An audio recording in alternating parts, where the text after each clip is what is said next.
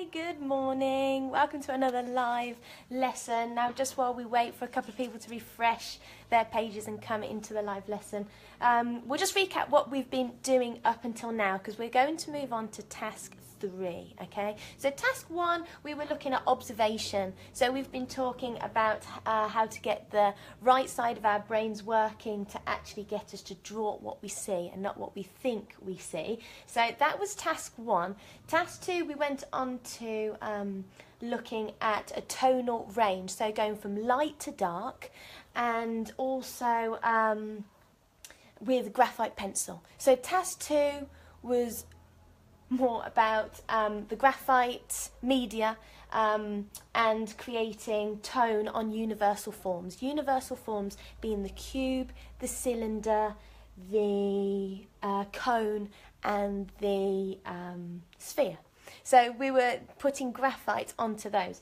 Now, last time we went on to the same, looking at universal forms, but using the technique of using charcoal. So we were looking at techniques on how to use charcoal and how to get that tonal range onto our universal forms. So that was last week.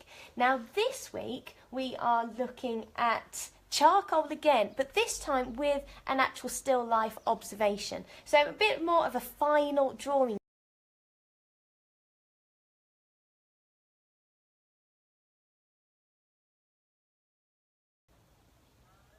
Oh, I think we had broadcast issues then. Okay, so we're back. So we're looking at a still life. So the first thing we have to think about is the first task, which is drawing what we actually see. So you have to constantly be looking at your page and your objects. So because you might find you know your objects very well, but you'll start drawing them from memory, and that's the danger that art students get into. They start drawing what they think they see and not what they actually see. So let's get the right side of our brains working by really looking at all the details and constantly referring to our actual objects as we are drawing them. So that's kind of fundamental. It's a big mistake that a lot of students do make.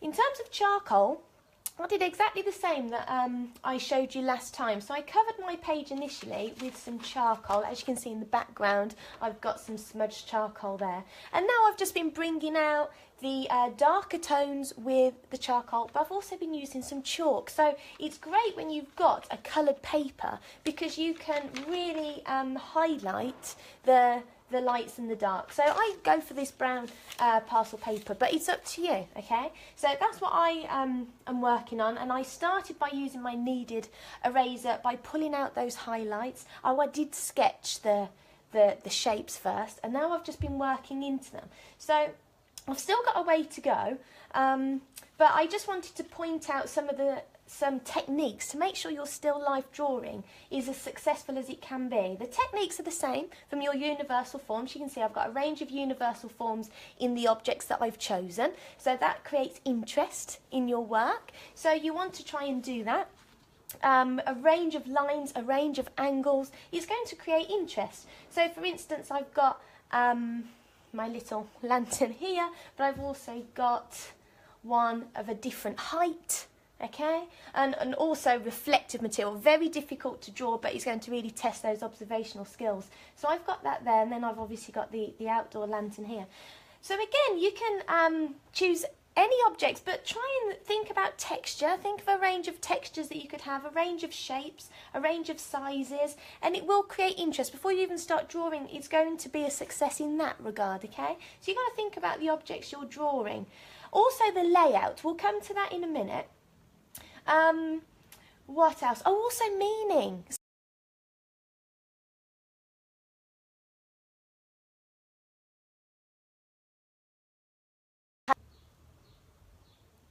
Okay, we just paused again then, so hi again. So we were just talking about meaning in your work. If you think of Venita's still life from a long time ago, they would choose objects that would symbolise all different things. So light might be a symbolism for life, or you might have shells. Seashells are a lovely thing to draw. Now in Venita's, that was a sign of fertility. You could have clocks to symbolise time, but it's up to you. It could be personal, so you could I would always choose an object you have a real interest in actually drawing, so you've got a real connection to the object you are drawing. The other thing as well to consider is if they're man-made objects like mine, it's very easy to go wrong, isn't it? Because they're very symmetrical and they're very perfect. So if you think you're worried about that and observing something that has so much detail and so much symmetry like something like this, or the texture on an object like this, maybe consider drawing something like fruit or vegetables, because they're not as symmetrical and they're more forgiving. So if you were to do the other side not quite right, it wouldn't look too out of place, it wouldn't look wrong. So you can always consider that side of it as well, and find objects that don't have as much symmetry. So you could even cut through an orange or cut through an apple or some vegetables like a pepper to get the texture and a bit more interest from the inside of the fruit and vegetable.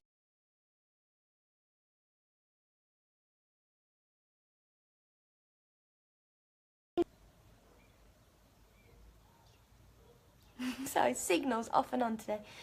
The next thing to think about then is light. Really important. We've talked about light when you've been doing the universal forms. So you really want to think about that when you've got your still life. So you can see I'm right by the door here. So lots of natural light coming in to really bring out the colours and the contrast in tones. Because to create a successful drawing, you need a range of those tones. So you need some dark shadows and you need some really bright highlights. So having natural light is obviously going to be the best way to do that. There's nothing stopping you using a lamp, or if you don't have the light, like it's not a bright sunny day like it is today, maybe you can use mirrors or foil on a board, or even some drapery or cardboard boxes. You have to be creative, but you can deflect the light and, you know, make ways to create a really good lighting on your objects. Okay, so there are ways to do that, so think about that. Mine's coming pretty much straight on, so you can see the highlights are right down the middle of my image here, creating really nice shadows you see around the back of my objects. So natural light's good. Obviously it's going to change throughout the day, so you might, if you've got it really good, take a photo. So if you want to continue with it and the shadows are moving and the light is changing, then you can then refer to the photo as well. So do use photography, it is helpful. You don't want to just look at photography, because obviously your objects are there and it's better to see them in real life, but a photograph is still going to really help you in some respects. Okay, so choose nice bright light if you can by an open window, and then, you know, you're pretty much set and ready to go. In terms of background and surface, that's something to consider too. I mean, drapery is a bit cliche, isn't it? But you can have a nice wooden, you know, if you've got a nice wooden window frame maybe, or a nice door, you could set up your still life up against that. If it's got a lot of texture and pattern, I don't think I'll be doing the pattern that is on this fabric here, but if you do want to have a go at doing texture and pattern, then you could have some sort of checked tablecloth or something, just to add a bit more interest to your work. But again, it does make it that bit more difficult. But do think what's behind. I've just put a plain surface down. You can see I've just put the paper down so I could really see the shadows, because that was important to me for this one. So I just kept the base quite plain, because if I'd have put it straight on top of a textured table, it might have lost some of its, I don't know, it would have just added something else. But it could still work. I might put it in front of my wooden door later, just to see if I can get some of that texture in the background, because that would be nice. So do think about your surface, think about your background, you think of light, you think of the objects that you're actually drawing, and all of this is going to start bringing together a really nice composition. Now, composition is what I want to go talk about next. We've talked about you don't want too much symmetry, so you want all your objects to be different. But you also need to think about the layout and where it goes on the page. Now, Renaissance artists would use the golden section, but that's probably a bit too complicated. But it's still a fascinating theory and technique that many artists have used, not just Renaissance artists, but Da Vinci was obviously a really famous one for it. The Last Supper, Mona Lisa, there's lots of things like that. Architects did the golden section rule with compositions too. Parthenon in Greece, I think, was made entirely on the golden section. So that's all the rule of phi, you know, P-H-I, phi, the Greek letter. So 1.618, you know, that special number. So everything was made up very mathematically to get the most harmony, because that's what they believed created the best composition. So things like Michelangelo's Sistine Chapel, that there are elements and focal points that are exactly on the golden ratio, things like that. So composition has always been very, very well thought about. But obviously we don't need to think about the golden section so much. I have got mine in a bit of a triangular formation, because what the main thing you want to do is create a focal point. So you can see my composition is kind of heading down towards this little object here. So you can see that in my drawing here, that this will become a bit of a focal point because of its darkness as well, and because it's in a bit of a triangular composition. So you want to consider that as well. You want to have, what is your focal point? Do you have an object that's going to be really dark? And if you've got a dark subject against light, that will even make the focal point even more intense. The same with an object like this one. I'm going to really show the highlights in this part. You can see the light reflecting off it here. So I'm going to make sure that light, you can see already that I'm starting to darken around the outside. Now you can use a bit of artistic license here. I mean, we want it to be realistic, but we don't need hyper-realism. It doesn't need to be like a photo. You want to have a bit of character in there, and if there is an element that you need to make even lighter, like this part on my lantern, then you can do, because that's going to create a focal point. So that's really important. You've got to think, what is the most important aspect? Where do I want my viewer's gaze to go? But as well as that, you also don't want it to be right in the middle. I'll come to that in a minute. Another rule that I want to tell you is the rule of odds. So I've got 3 objects here.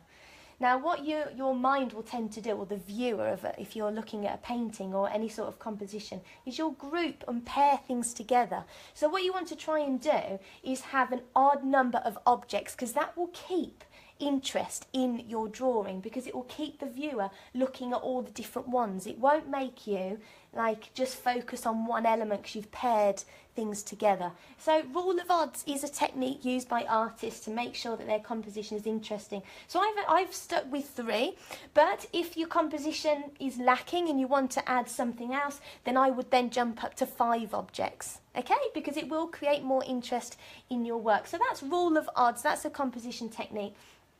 So I've got rule of odds. I've also got the centre of interest. We've talked about that, the highlights and the dark areas. Another one is the rule of thirds. A lot of photographers use the rule of thirds. If you think about when you are framing a photograph and you've got a horizon, you never want the horizon to be right in the middle, because it will lose its interest and you lose its harmony in the picture. If you make your horizon in the top third or the bottom third of your whole composition, so you've got 2/3 sky or 2/3 of the land, you will get a more interesting photo. So try it next time you are taking your photos. Try the rule of thirds. So always divide your work into thirds, vertically and horizontally. So it doesn't need to be a square, but you need to divide it into 3. So when you're looking at any work of art, you'll start to notice that the rule of thirds comes into play quite often. So you don't want your focal point to be right in the middle. If you think about a grid, let me draw a quick grid here. So say your composition is here in a square. You want to divide it equally that way and equally vertically. So you've got your composition is split into a grid of 9 squares. Now if you've got an object that's running along any of these lines, that will create more harmony in your work, and also at these intersections, so where the lines meet in any of these points here. So if you were going to add shadow, for example, so it doesn't just work for photography, it works for anything, so still life too. So if you've got lots of tone that you want to be adding, you don't want to be adding your darkest tone down in this corner here, because your focal point's going to be drawn down into the bottom of your image. You want to always keep those focal points, whether it's the darkest section, the lightest section, or if it was photography, maybe that would be a tree or something in your landscape that you want as a focal point. You want to create it on one of these rule of third lines, okay, or intersections. So again, that's another important thing to think about. Try not to keep it too central. You want your objects to be offset slightly so it creates lots of interest. So rule of thirds, another really good technique to consider.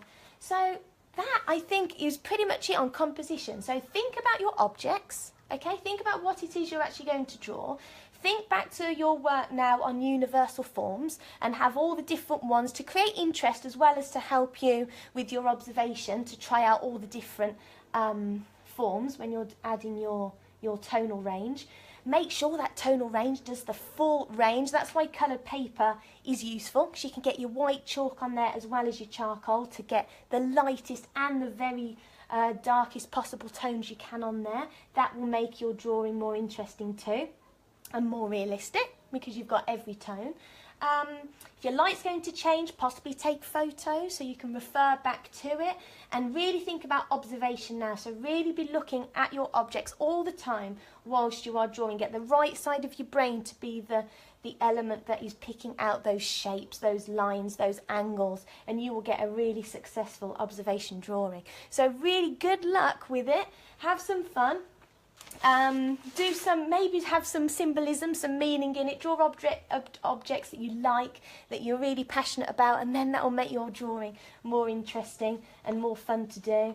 And I think that's it. I'm going to finish mine and I'll post it later when it's done. I've still got a bit to do. I think you can just about see it.